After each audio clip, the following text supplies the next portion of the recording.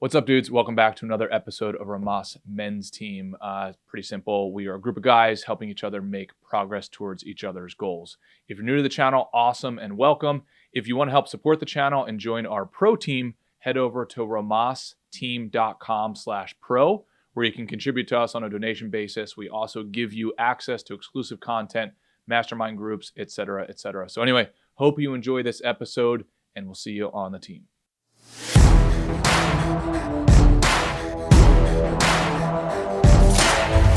Pretty simple and straightforward. We help each other make progress towards our goals. Arjuna, what's up, brother? How are you? Hey, doing good. A little groggy, but here we are. Here we are, man. I'm gonna invite you. Everything's going good, man. I'm super grateful and blessed in New York City right now, at one of my favorite spots on the planet. And it's just a quick reminder to everybody. If you haven't rewarded yourself in a while, please do so. There's always, as a man, there's always a bunch of reasons why you don't deserve it, or you don't have the resources for it. You don't have the time, the money, the support, the blah, blah, blah, blah, blah, blah. But in my opinion, look at it as almost like a biological fact. You have to have a feedback mechanism that says, hey, you're on the right path. If you don't do that, if you don't reward yourself for a long enough period of time, you will not stay motivated. At least if you're anything like me. So I'm on like a work / goal / pleasure retreat right now in New York City, and absolutely loving it, man. So how about you? How you doing, brother? And Paulo, what's up, dude? Oh, me? I'm doing good. Were you asking me? Yep. Yeah, I'm doing good. Can you hear me? No, we can. There's a huge lag. I hear you. I don't see the movement though.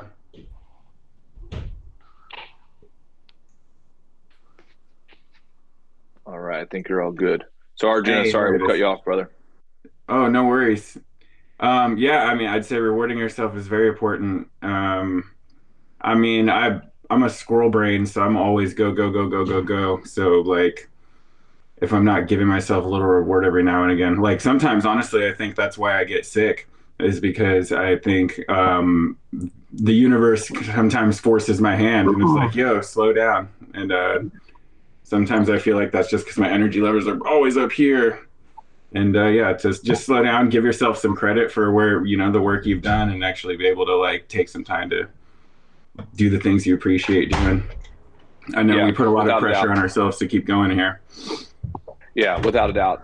And remember, like the classic, like for all of us, activity does not mean progress. Just because you are doing things does not mean you're doing something towards an end goal. So I have found finding the levers towards something meaningful, that's kind of the cheat code to where you don't have to be operating at, 1,000 RPMs always. In fact, I could even argue that if you do that, you're going to burn out at some point. But today I wanted to talk about, and we can have a quicker session. I know Arjuna's got to run, and we're here out doing this goal planning session at some point here soon. But I stumbled across a pattern that I found repeatedly, and in particular with people's careers, and now like in our business, I found this pattern, and it's a matter of, okay, in your career, are you finding the value frontier? So where's the perimeter right now in your industry, or your career, your business, where all of the landscape to date has been documented, and you might be in an area where you're still getting through that landscape. So for instance, if you are a busboy at a restaurant, right, that is already very well documented. Like you have a job description, you know exactly what to do, et cetera. So you're within the current documented geographical space of what is already known. You will only get paid in correlation with that, if that makes sense. And that's okay. It's your job to keep on going to the perimeter of the current value frontier, if that makes sense. It's not until you get to the perimeter that then you can make a huge leap forward, because you're now creating in an unknown space. And that's where the enormous reward is. But the problem I've noticed with men, and at times myself, is like, we don't think of it that way. It's like, oh, well, I've been doing this for 10 years. It's like, yeah, well, that's because that particular industry, right, is multi decades old. So it takes a while to traverse through the known landscape until you get to the perimeter. Then, but here's the problem, most men stop before that time. And then they pivot over to a new gold shiny object into another industry or whatever, right? And therefore they start all over again. Versus keep on going to the edge of that landscape, then figure out how to create from there.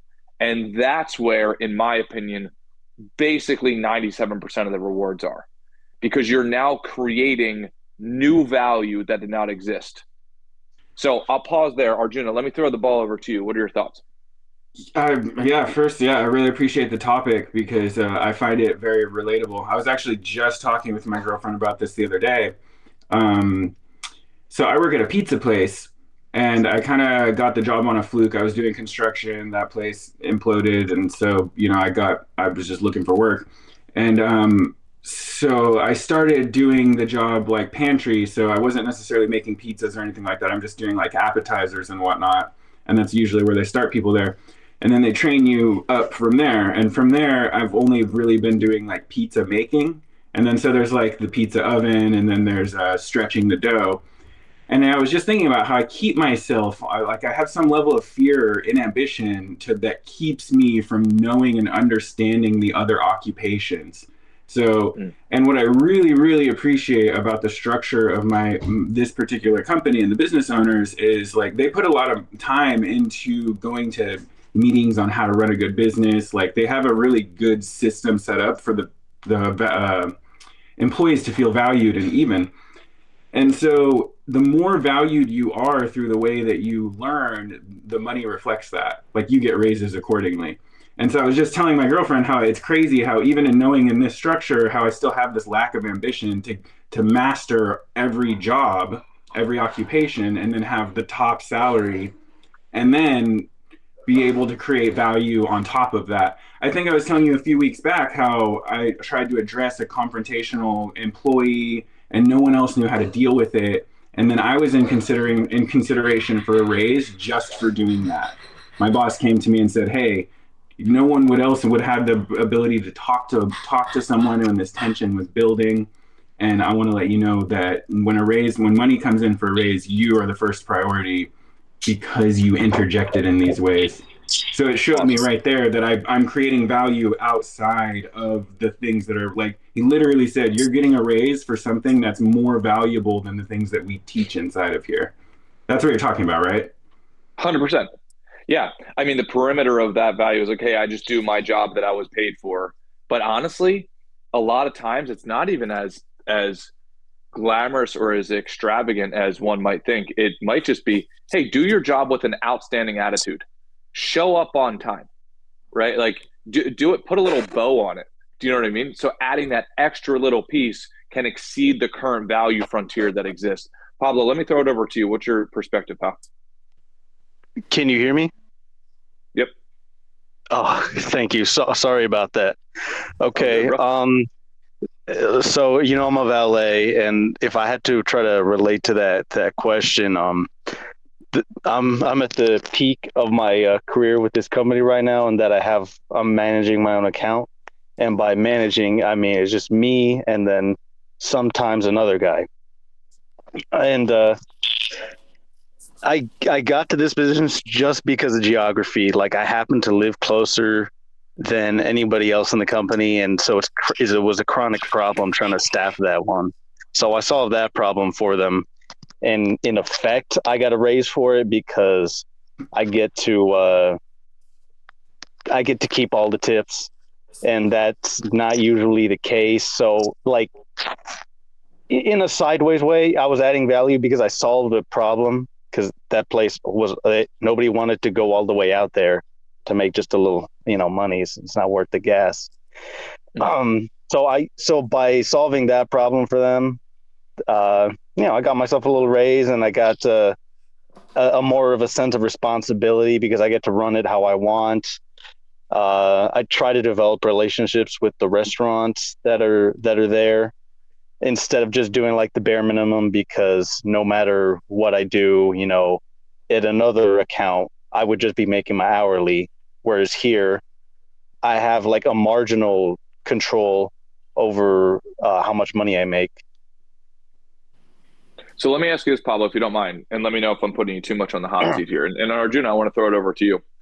Also, for those of you who know, Colin just joined. He is one of my business partners. Outstanding man. So, Colin, thanks for joining. He's actually on the trip with me right now. Well, So, can I just say one thing, Wes? I've become famous for joining Zoom calls with my shirt off when I meet people for the first time. Respect. So I just wanted to introduce myself and say thanks for having me, but please don't let me hold up the conversation any longer. those freshly polished nipples, dude. That's nice. That's right. That's right. So, Pablo, let me throw and ask you this question, and tell me to back off if you don't want to go deeper into it. Sure. What, if you think about what you're making right now, and if I had to force you to say, hey, how can you make 10 times that amount? As corny of a question as that is, what comes to mind? And Arjuna, prep yourself because I'm going to ask you the same thing. No, number one, can you even psychologically and emotionally accept that, right? Or is there initial resistance that comes up in the subconscious? Do you know what I mean? Yeah, and I was thinking about this week too. Just in the abstract, yeah, if I wanted to make 10 times more than I'm making now, I would start my own valet company. I would like poach this account and then, get some others. So, I mean, theoretically, that's one way I could do it. I'm kind of maxed out on like, the income this way, doing like hourly type of work because I can't make more cars come in. The traffic is what traffic is going to be. And I can only very marginally catch a few more, cars based on, my performance or the way I set up the job. But also when you say psychologically, can I accept that? On a small scale, I can't. I notice I have I'm trying to be humble in a way that's like self-defeating. Like if I stay at a very low level of income, somehow like that makes me a good person. But if I make more money, then I don't know. There's something I'm afraid of because then like it may be like if I'm a shitty, lazy person or something, but I'm not making much money anyways. Like you can't really hate me for it. But if I'm like making $20-$30 an hour and I have like bad character, then you can kind of like, oh man, fuck that guy. Like I don't want to take responsibility. Yeah. I mean, this is a very common narrative. I could tell you that I grew up in a very similar type of mindset, almost to the point where what I would actually peg it to now is a toxic mindset. But the funny thing is, where I was before, they would label abundance as a toxic mindset. Oh my, why would you do that? Why would you spend it? And it's like, so to help counterbalance that, it's like, okay, well, how about this? When those people say that to you, or when your brain says it to you, it's like, okay, it's just my brain. Right. Where's the cutoff? Tell me to the penny where the cutoff is, where if you make more than this, you're an asshole. There's no real cutoff. Yep. Sorry, please, Pablo, go ahead. And where that margin occurs isn't really an hourly number, but it's more in because it's all tip based. And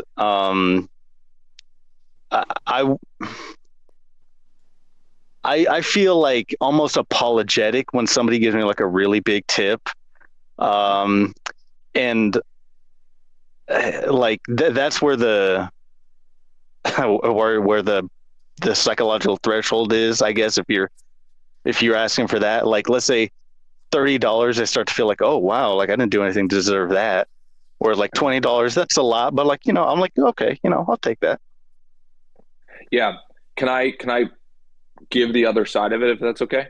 Because I wish somebody would have taken the time when I was sort of like going up. And by the way, like I'm hoping that somebody beyond my current level helps me in this particular way, if you don't mind me saying that. So I'll give you an example. Literally right now, my mom is driving to spend the day with us. And in New York City, you can imagine, right? Like parking is not exactly right? Like easy. So, Kyle, what's up, dude? So like where you work, Pablo, if you don't mind me asking, how much does it cost for somebody to valet? Well, there there is no cost, and I can't tell them that it's a minimum. I have to say like it's all tips. But Oh, got it. just for So it's reference, zero. It's zero plus tips. yeah, yeah.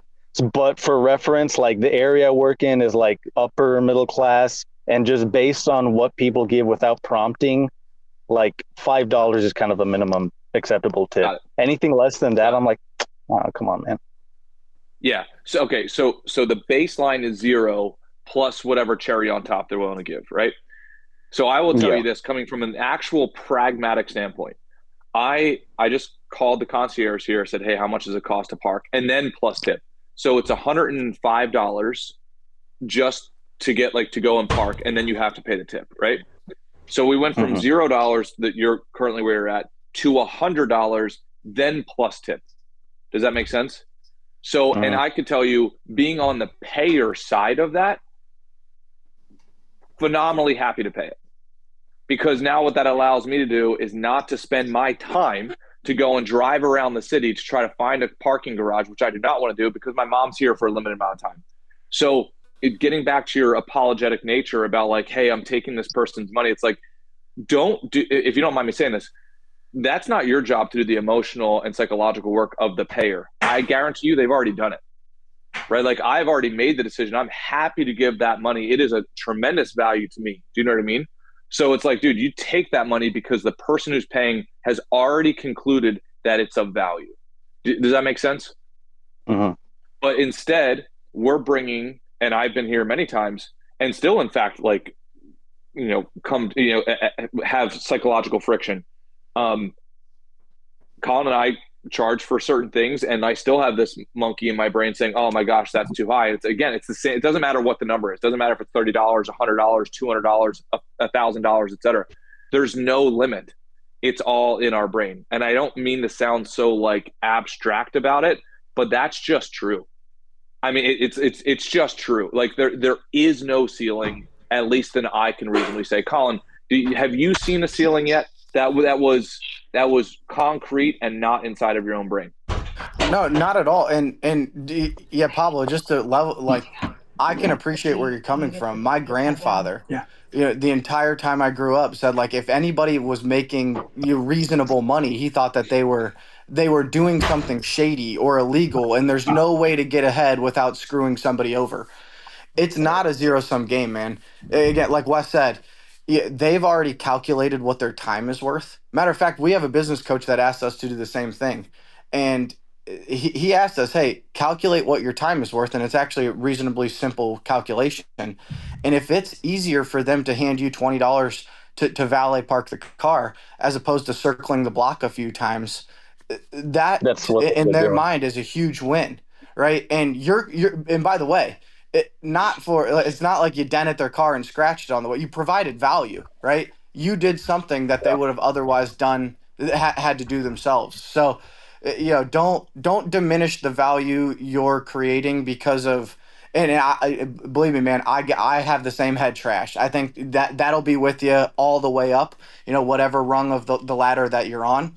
But you got to keep reminding yourself that, hey, I'm out here providing value to somebody that's willingly paying me for my value in return. There's no gun to their head, right? To hand that $20 bill over or whatever that amount is. And also, I do want to sometimes tip the wait staff or whatever service that is being provided for me. I sometimes do want to tip them over market value. Maybe you were a lot better at the service that you gave them than the last time they valeted the car, right? Maybe the last time they valeted the car, it was an absolute nightmare, right? And they are now benchmarking their experience to what value you just provided them. So I appreciate and respect where the comment and the concern is coming from. But ultimately, man, you're out there hustling, you're busting your butt, you are providing a service, and you deserve to charge for that or be compensated for that service. And in a tip based economy, if it's $5 or $50, that was the value that the person on the other end of the transaction perceived the value to be. Yeah. Thank you. I mean, If I could, if you think about the scale. Oh, yeah, please. Yeah, Arjun, later, bud. Yeah, Pablo, please, bud. if I could kind of more delineate where the psychological boundary is for me too, it's like, again, well, actually, I guess I didn't say this the first time.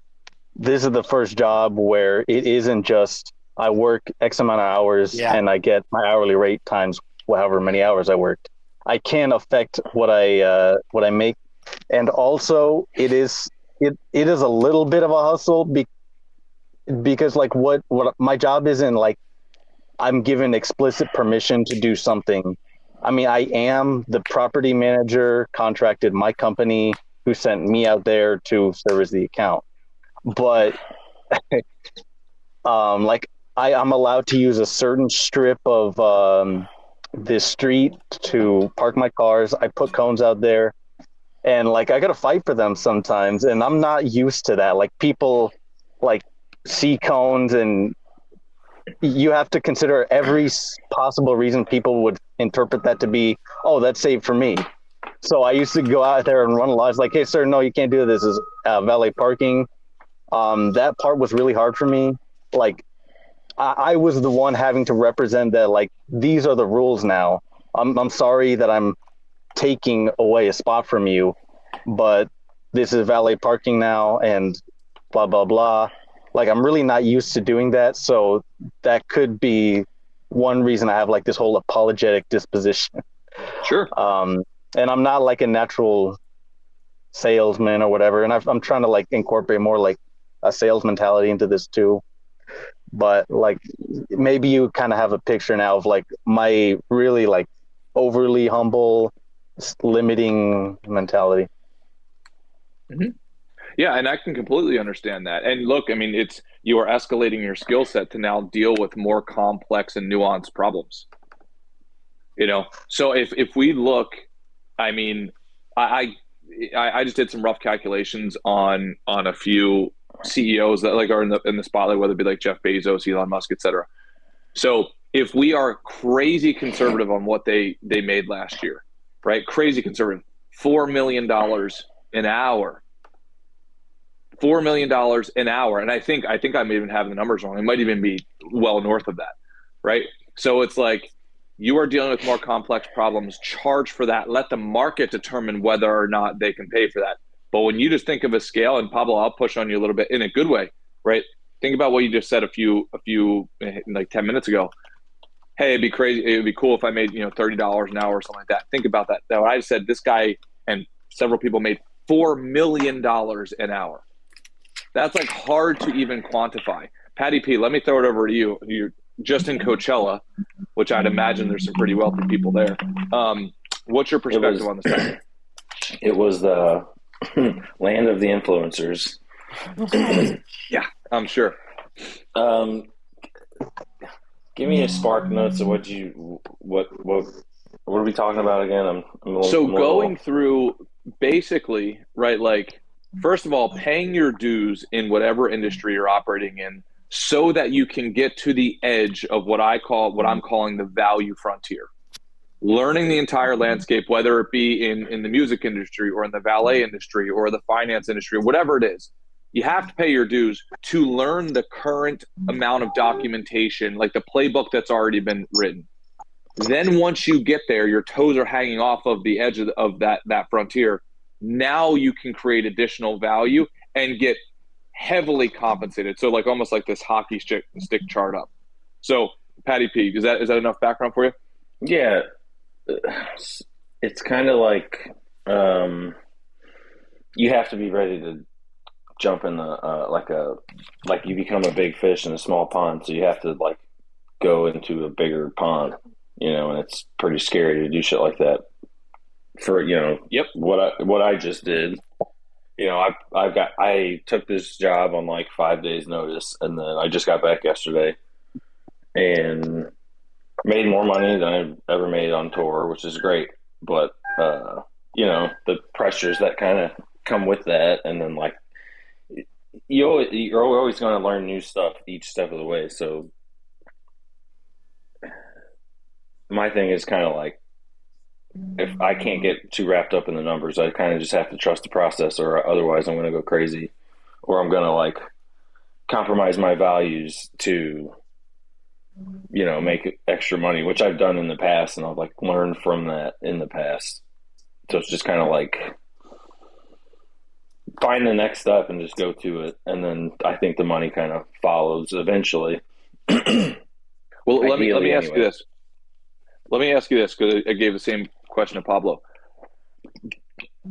If I had to say, hey, what would it look like for you to make 10 times what you're making right now? When I say that, and think about what that number is.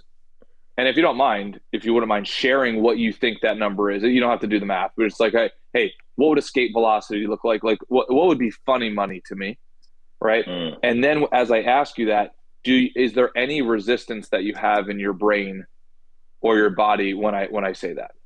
Like, I'm not worthy of it, or I don't want to do it, or I've got to compromise my values to do it. Like is there any sort of resistance that comes up? No, I don't think like resistance might not be the right word for it. Maybe more like I don't know, because like whatever my like escape velocity is, it's just like, which would be probably being gone like on tour or whatever, like at least 4 months out of the year. Like, do I want to get to that point to where I'm gone 9 months out of the year? Probably not. But uh, if it's the right situation and I'm treated well, that's kind of really all that matters to me now. And I And was just like, if you, oh, sorry, go ahead, please. no, go ahead. If you had to give a number to what that was, and said, okay, this would be the number that would be funny money to me. Like life would be good, right? And also on your terms. Mhm. If I were to make 50,000 a year, 100,000 a year, 200, a million, whatever that is, So right? like, And on my terms, not compromising my values, not being on tour 98% of the time, etc. yeah, so there is a point to where like I would make, like, so if I could go out and do what I just did, you know, 5 or 6 times out of the year, I'd probably be fine. Mm-hmm. So usually, say my day rate was like, I don't know, it's different based upon different things. So like on tour, it could be like anywhere from like 250 to like whatever, 250 a day. Well, on this last run, I'd made like 430 a day. It came out to like 3,000 a week. So it's like I go out for 3 weeks and I make 9 grand, and you save your taxes on it. And then if I just do that a bunch of times, I mean, ideally, but I mean, for me, it's like anytime my day rate goes above like $300 on average, it's pretty good for me. Yeah, so let's dissect this. So if you don't mind me asking, think about when you started, right? And so you just made 9,000 over, you said 3 weeks, right? Yeah. Right. When you were just starting, what was your weekly or monthly rate just starting out? My first job out of college I was making $16.50 an hour at the casino, and that was good money. Yeah. Right. So I would already argue you've already 10x'd where you came from. So like if we ever need evidence of like, 10x is not possible from here, you probably would have said the same thing, not you, but just in general, the same thing for starting out. Right. Yeah, and I saw people like back when I was doing that, still super green and stuff, and I just saw people that would come in and be like on tour and be like, shit, when that situation's good, it's great. Like the artist that I was just with and her team, like, were like legitimately good and funny people and like good to be around, which like, I've not ever had that really, like, in this line of work. It's just been kind of like, it's dog eat dog or whatever. And so I made a point for like this year to be like, okay, I'm just going to try to work with like good people. And then if that's not an option, I'll just stay home, and then Yeah. kind of working out for me. I got to it was nice. We got to do Coachella, but it was like our set was at like 3 o'clock. So like I got to just hang out the rest of the day. It's pretty neat. Walk around and see all these dumbass people. So let's dissect this. I'd imagine it's a pretty wild people watching situation at Coachella. Is that a fair statement? I mean, if you travel enough in a short amount of time, it's good people watching everywhere. But yeah, Coachella is definitely. I don't know. From what I understand, this year's crowd was very subdued. But I don't know. Just looked like a bunch of people walking around, spending money and taking pictures, and being concerned with their status rather than. Yeah. I don't know if you've seen anything from the festival, but like on weekend one, Blur played, and the singer was just like over the audience, legendary band or whatever, and the singer was just like basically told the audience like they suck, like just. But that's for them, whatever. But my crowd and my artists, we did great. It was a good time for me. So awesome. So let's dissect this. So you made 9,000, and thank you for sharing the numbers, by the way. So 9,000 over 3 weeks. You're already 10x from where you came from, et cetera, more than 10x. And you said I'm assuming you can command similar rates at similar types of events. If you had to guess, how many events like that exist in the country throughout the year? You mean just like festival events? Yeah, and you have to excuse my ignorance. I'm so ignorant of that entire world. Like, yeah, how many events exist like those types of festivals? So just imagine, okay, so like my artist that she's going back to Europe, and then it's festival season, so she's just gonna go boing, boing, boing, like just it is a season. A festival literally is just like a season. So like there's like one, every week when it's not, during this part of the, time of the year or whatever. And Coachella kind of kicks that off, I guess, just because the weather is nicer or whatever. So if you had to guess how many, just give me a number. Like, and it's okay if you're wrong. Oh, fuck. I don't know. Hundreds, Hundreds. Yeah. Right? Okay. Yeah. So there's hundreds of festivals. I'd be curious, not that you're asking for it, so tell me to shut up whenever. I'd be curious what would happen. So you said if you had to do how many in a year, that would make you happy?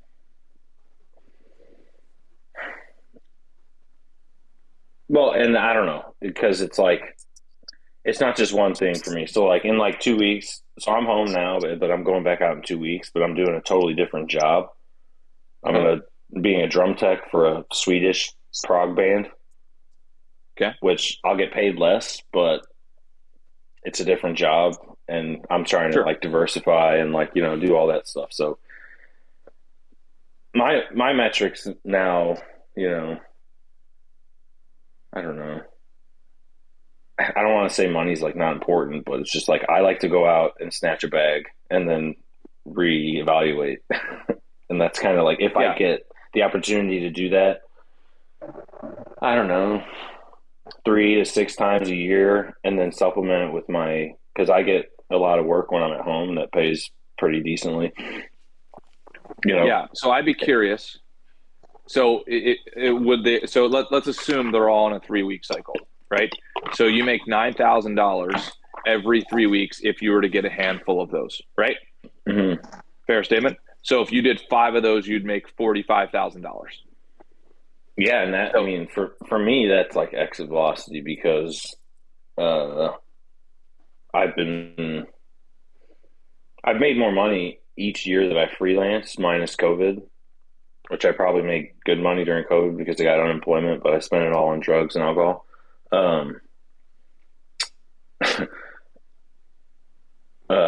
But yeah, so like I've made more money, but if like I can get up, that's like, a big extra pad that I would have, because my wife, she makes like, a good amount of money working from home. So it's just like, yeah, I'm just figuring out, marriage and all that kind of stuff, but it's just like there definitely is like a long term kind of plan or whatever when it comes to like putting our resources together to like access our shared goals.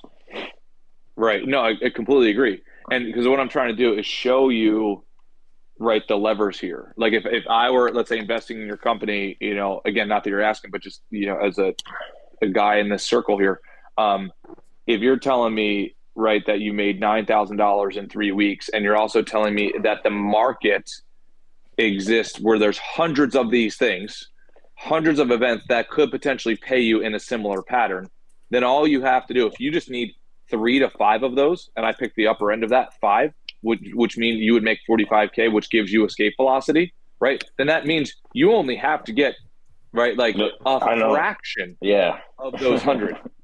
So then I would be curious, and same thing to Pablo, right, of like finding those levers. Okay, well, what would happen if I just started reaching out to those hundreds? What would it really take for me to get 5? That's exactly how I got this gig. Like, I had a slow winter time, and like I was hitting the fucking shit like every day, just getting on my computer, turning in job, applying for this, applying for that, messaging people, doing everything. Like, finally, like, I made a point that this year it'll be like, I'm going to try to actually network, because I've never gave a shit about it before. And I was just like, fucking, I'll just work my fucking bones in the dust into perpetuity, because that's really fucking, who cares, blah, blah, blah.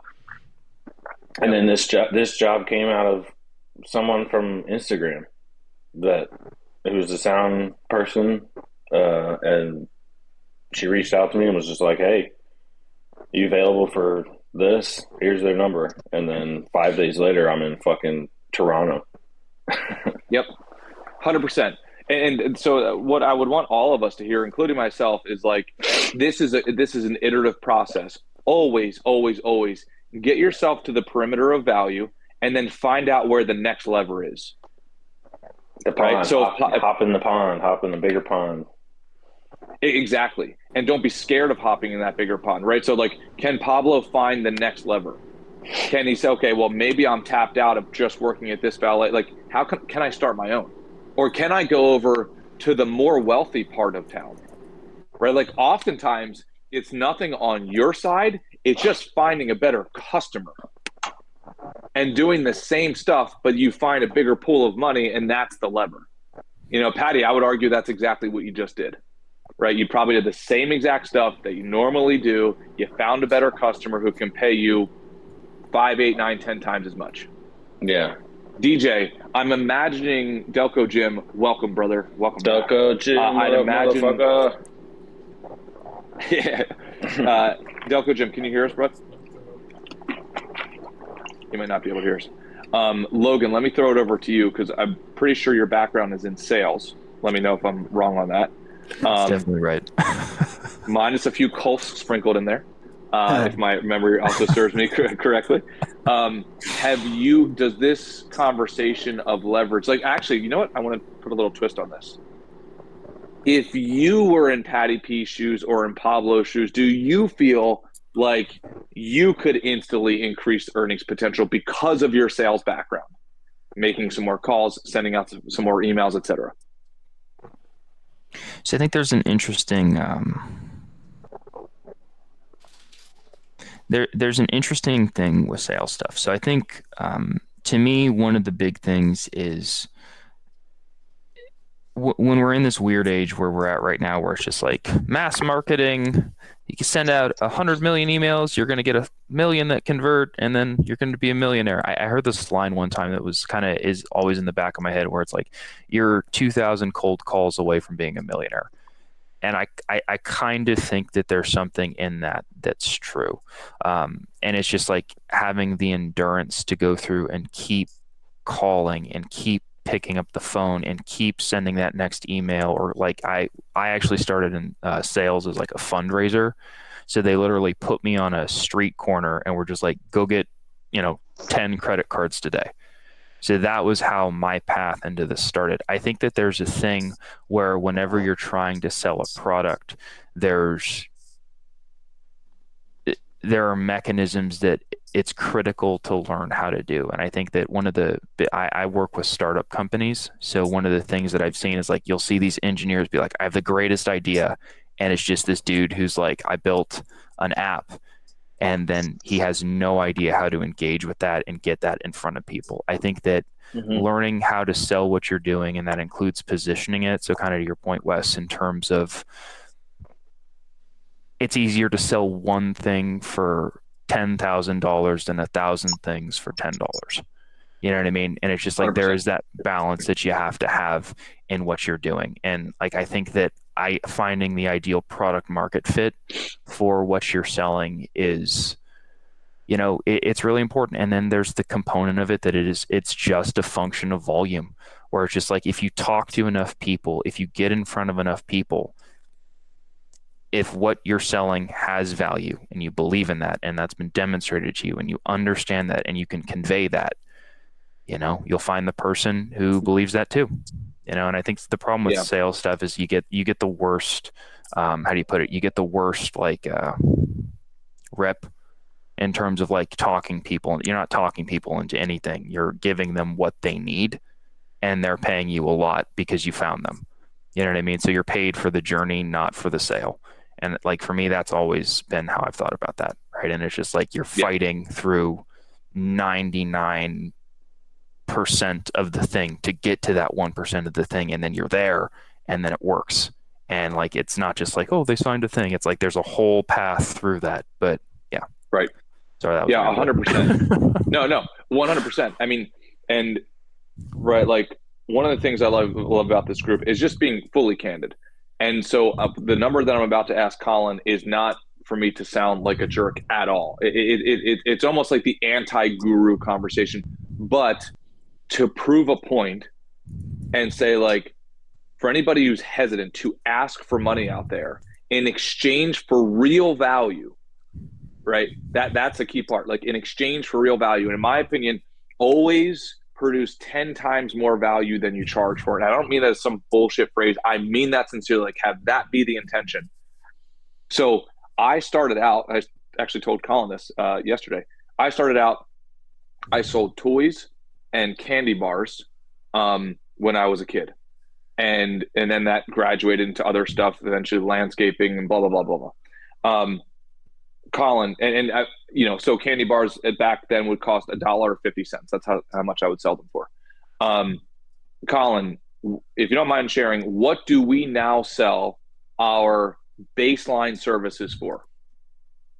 Yeah. How much is one cost? Well, it started at $0, and then on our end Also went true. to $500.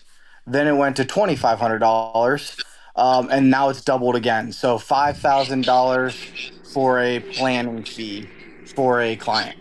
Wow. Yeah. What up, and what's up, Beast? And anybody who hears that, number one, we are not saying that at all to brag, right? Like, so if you're thinking, oh, what a douchebag, that has nothing to do with this. This is not some sort of like infomercial. It's to prove a point of, like, if you would have asked me 5 years ago, 10 years ago, hey, could you guys be selling for that level? I would have told you you're crazy. Yep. But in the subconsciously, it would have been, I'm not worth it. That's only meant for other guys. Or the other guys who say that, they're lying, right, etc. It's all in here, in my opinion. Now, you have to build up the value pyramid there, right? There's got to be a huge iceberg of value. But then it's like, you'd be shocked about how much limitation is in your head. DJ, let me throw the mic over to you, bro.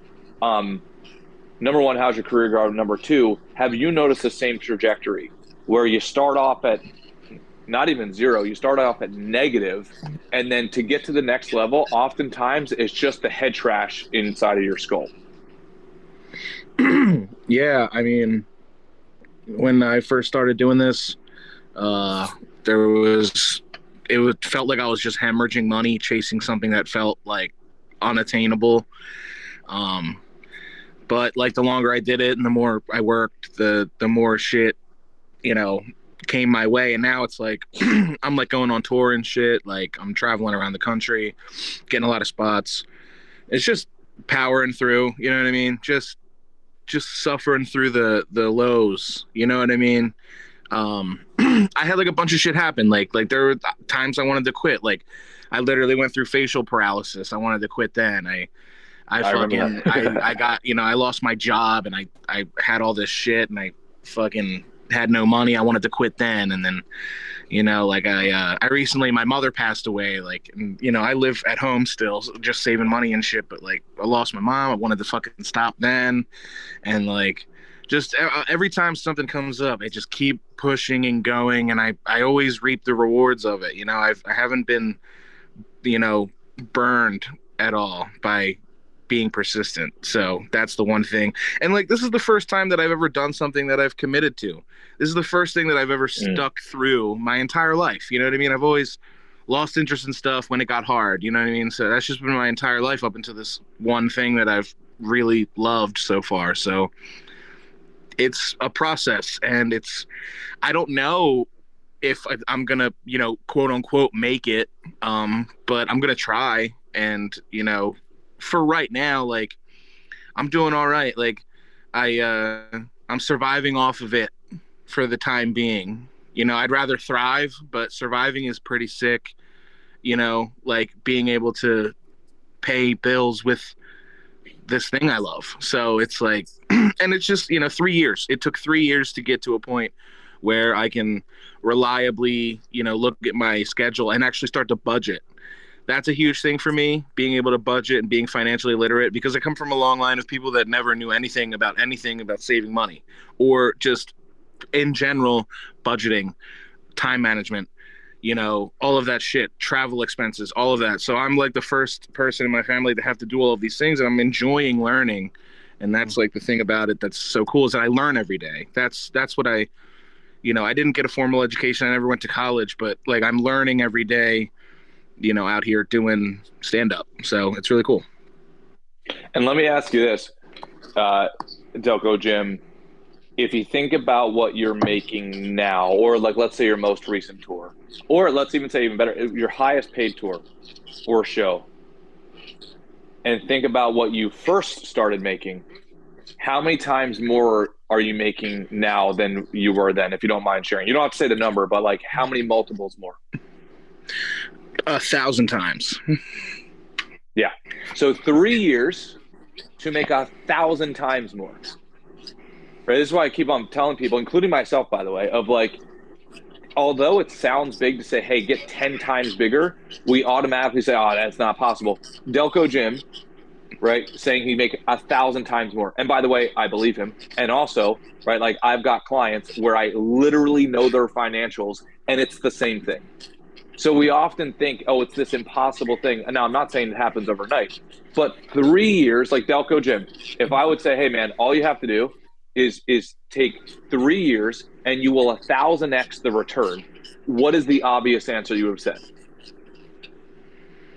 Crazy. Yeah. Right. It's just that we don't know that ahead of time. So we feel like we're going into an abyss.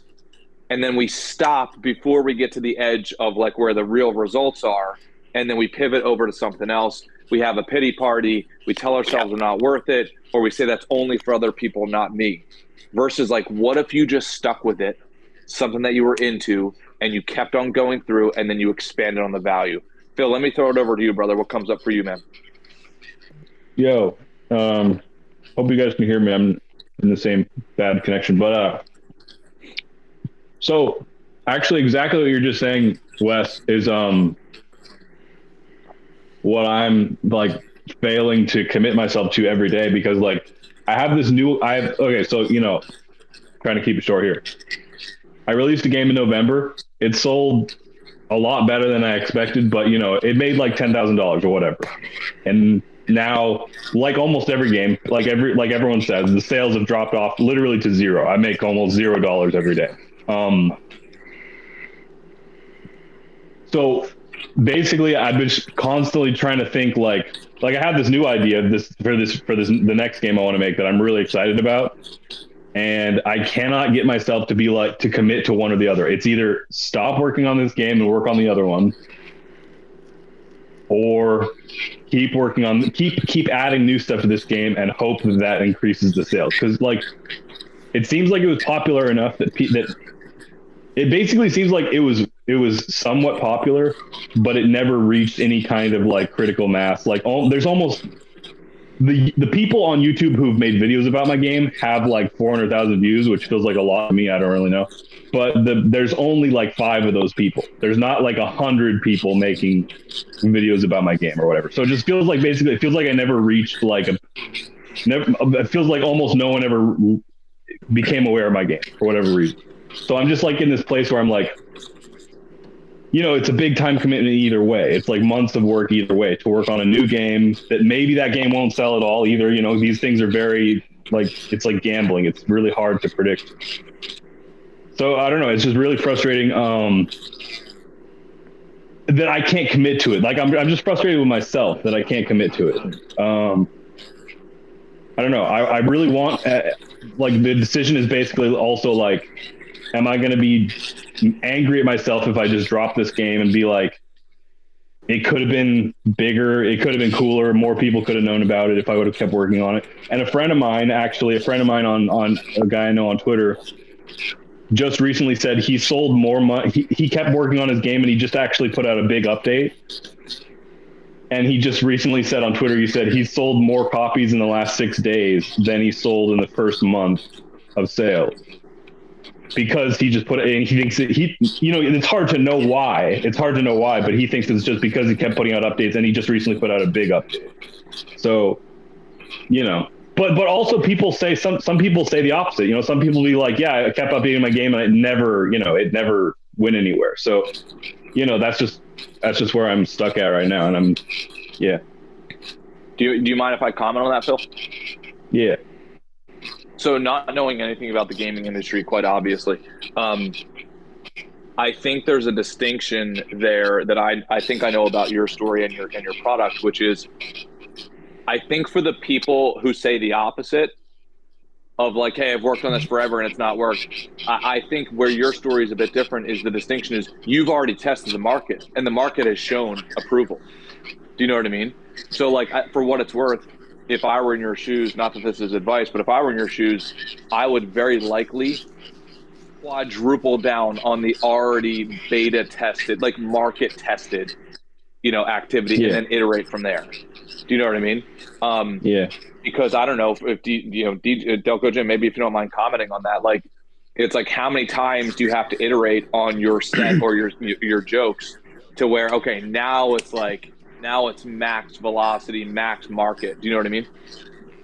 Yeah, so like I just, you know, I keep pounding the same thing until you hammer it out. Now we live in the age, like the thing with the games is we live in the age where there's constantly, we want more. There's constantly shit coming out, downloadable content, blah, blah, blah, updates, yada, yada, all of that shit. Yeah. I mean, is there a world where you're able to do both things? That's what I would try to explore. Is there a world where you can lend some of that passion that you have for this one game into this other project while also, you know, figuring out how to keep the other one alive? Like I think there is a world where both can happen, and that's the thing. Like you build a bigger brand that way. Like you put out another game, right, and then there's like you start building a library of titles under a thing that you've created, and people get excited for that too.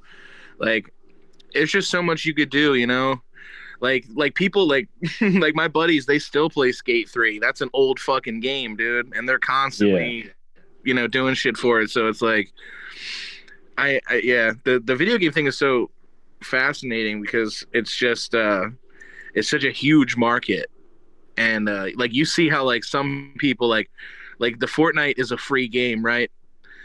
And they make money hand over fist every day because all they do is crank out downloadable content and microtransactions and all of that stuff. So it's really about like, you know, how to there's just it's such a big thing that I don't really know a lot about, but I know that like we're a very like needing gratification people now, and it's like they need that like that hit, that new thing every, you know, few minutes. Yeah. Well, and I would add to the final thing here, if you guys are okay with it, because I got a jet, is remember, like, where's the Venn diagram of what do I intrinsically like doing, to the point, as cliche as it sounds, to the point where even if I were not paid, to the point where if I had to pay, I'd still do it. You know what I mean? Like, that's what I see in Delco Jim's story. I could, go on and on of all the men that I've seen do this. And then it's like, how, as Kevin Kelly said in that Wired article a long time ago, it's like, where's my 1,000 true fans? So only working to Patty P's comment earlier of like, at a certain point, when I've paid my dues, I want to serve only the people that I want to serve, that I enjoy serving, right? There's mutual respect, etc. And then, right, like, how can I make the maximum return, assuming I'm committing the maximal effort and value to those people? If you take care of those four things, man, that's how you get a Delco Jim result of, hey, I'm making 1,000 times more than I was. And I see no reason that Delco Jim can't make 1,000 times more than what he's currently making, because he knows, and I know, that there's some people in his industry that he is aware of that are making 1,000 times more than he is right now. Is that a fair statement, Delco Jim? Oh, dude, yeah. There's levels to this shit. Yeah.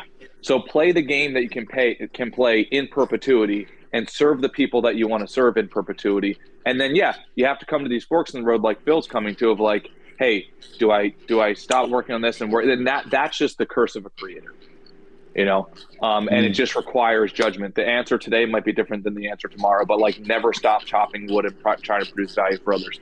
So, Delco Jim, given that you are the honorary guest of today, any final words of wisdom, my friend? Shit. I would say just keep pushing, honestly. Like, even if it leads to nothing, you gotta be passionate about something. Fuck. Love it. Succinct, well said. Thank you, dudes. I'm going to get out and play in New York City. I love you guys. Have a great week. I will see you all on Friday. Later, dudes. Later. Peace.